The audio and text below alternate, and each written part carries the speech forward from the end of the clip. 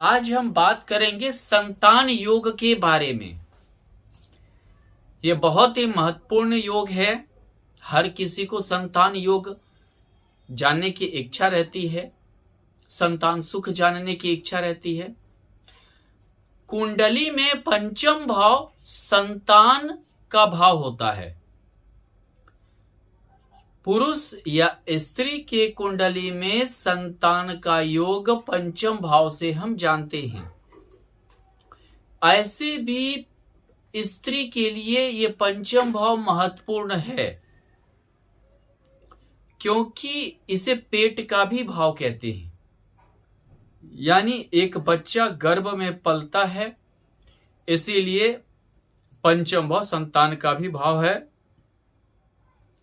इसके अलावा ये प्रारब्ध का भी भाव है, यानी कि संतान का होना भी एक हमारा प्रारब्ध है। हम प्रारब्ध से ये सब चीज लेकर आते हैं। अब चलते हैं आगे की ओर। संतान होने का योग पंचमेश, एकादशेश और द्वितीयेश, ये हमें बताता है कि संतान होगा या नहीं होगा। एकादशेश महत्वाकांक्षा, इच्छा का भाव है, आय का भाव है, यानी कि संतान होना भी हमारा एक आय हुआ। महत्वाकांक्षा भी होनी चाहिए, इच्छा भी होनी चाहिए। इसीलिए पंचम भाव के अलावा एकादश भाव का भी महत्व ज्यादा है। उसके बाद आता है हमारा द्वितीय भाव, यानी पारिवारिक संचय, परिवार की वृद्धि। यानी संतान के लिए हमें द्वितीय भाव को भी देखना जरूरी होता है, क्योंकि पारिवारिक वृद्धि हमें द्वितीय भाव ही बताएगा। अगर कोई बच्चा हमारे घर में आया, यानी कि हमारा वो पारिवारिक वृद्धि है, और यह द्वितीय भाव ही इंडिकेट करता है। यानी हम क्या समझे, पंचम भाव, एकादश भाव और द्वितीय भाव, ये तीन भाव संतान के लिए महत्वपूर्ण होता है।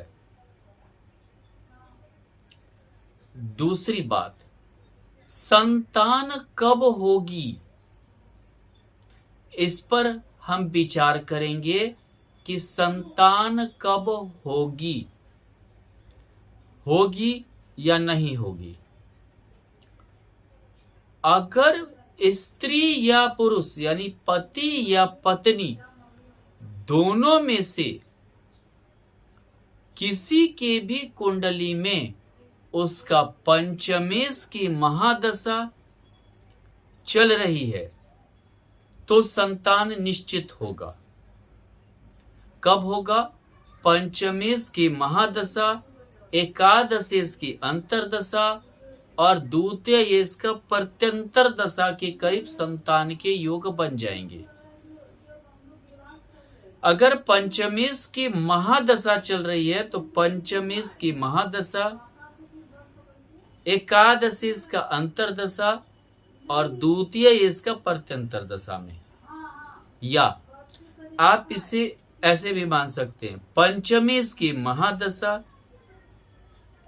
द्वितीयेश की अंतरदशा, एकादशेश की प्रत्यंतर दशा भी संतान के योग बनाएंगे। इसी तरह आप परिवर्तन करते जाइए। अगर एकादशेश की महादशा चल रही है तो पंचमेश की अंतरदशा होनी चाहिए और द्वितीयेश की अंतरदशा होनी चाहिए, या एकादशेश की महादशा हो गया, पंचमेश की अंतरदशा हो गया और द्वितीयेश की प्रत्यंतर दशा हो गया, तो भी संतान के योग बनेंगे। ऐसे ही हम अगर आगे लेते हैं, द्वितीय ये इसकी महादशा, पंचमे इसकी अंतरदशा, एकादश इसकी प्रत्यंतर दशा, या द्वितीय इसकी महादशा, एकादश इसकी अंतरदशा और पंचमी इसकी प्रत्यंतर दशा हमारा संतान के योग को निश्चित प्रबल कर देगा। ये जान लीजिए। इसके अलावा ऐसा भी आप देखिए कि अगर आपकी कुंडली में पंचम भाव में जो ग्रह बैठे हुए हैं, मान लीजिए पंचम भाव में सूर्य बैठा हुआ है, अगर वह द्वितीय एकादशी से भाग्येश भी है, लग्नेश, अगर सूर्य आपके पंचम भाव में स्थित है, अगर सिंह राशि की सिंह लग्न की कुंडली हो या कर्क लग्न की कुंडली हो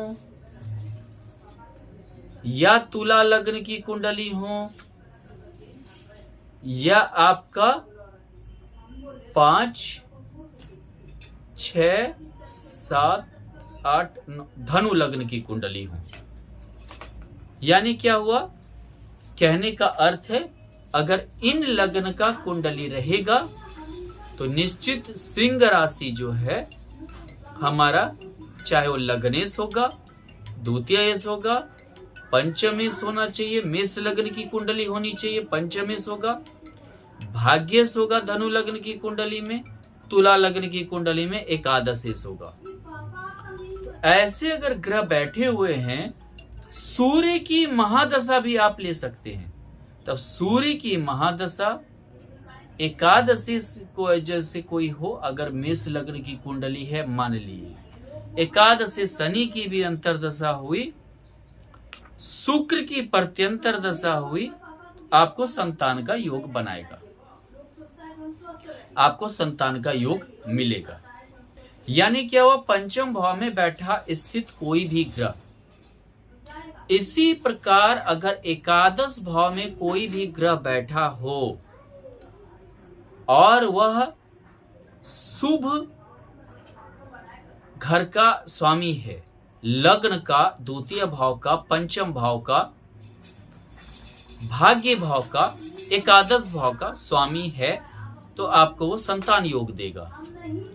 ऐसे भी एकादशेश और पंचमेश अगर आप देखिए तो एक दूसरे से सप्तम है, यानी कि एक दूसरे से दृष्ट होते हैं, तो वो निश्चित संतान के योग को प्रबल करेगा। अगर द्वितीय भाव में भी कोई ग्रह आपका स्थित है, मान लेते हैं द्वितीय भाव में शुक्र स्थित है, शुक्र की महादशा, पंचमेश में से किसी की अंतरदशा, एकादशेश का प्रत्यंतर दशा, ये भी आपको आपके संतान योग को प्रबल करेगा, आपको संतान का योग देगा और निश्चित देगा। ये जान लीजिए। अगर ये भी देखा जाता है कि सब पंचम भाव में मान लीजिए शनि है, तो थोड़ा सा संतान लेट से होगा, लेट लतीफा होगा। स्त्री ग्रह हुआ तो स्त्री संतान होगा। अगर स्त्री राशि है, स्त्री ग्रह भी है, तो स्त्री संतान होगा। मान लीजिए कि हम बात करें मीन लग्न की कुंडली हो, यानी चतुर्थ भाव में कर्क हो गया और वहां चंद्रमा हो, तो स्त्री ग्रह की प्रधानता ज्यादा रहेगी, यानी कि स्त्री संतान की प्रधानता ज्यादा रहेगी। अगर मान लीजिए कि अगर चंद्रमा के साथ शुक्र हो तो स्त्री, दोनों स्त्री ग्रह हुआ, लेकिन वहां चंद्रमा के साथ गुरु हो तो एक पुरुष एक स्त्री संतान की आपकी कुंडली में अधिकता हो सकती है कि हो। इस तरह से आप अपने कुंडली में संतान योग को देख सकते हैं, संतान सुख को देख सकते हैं।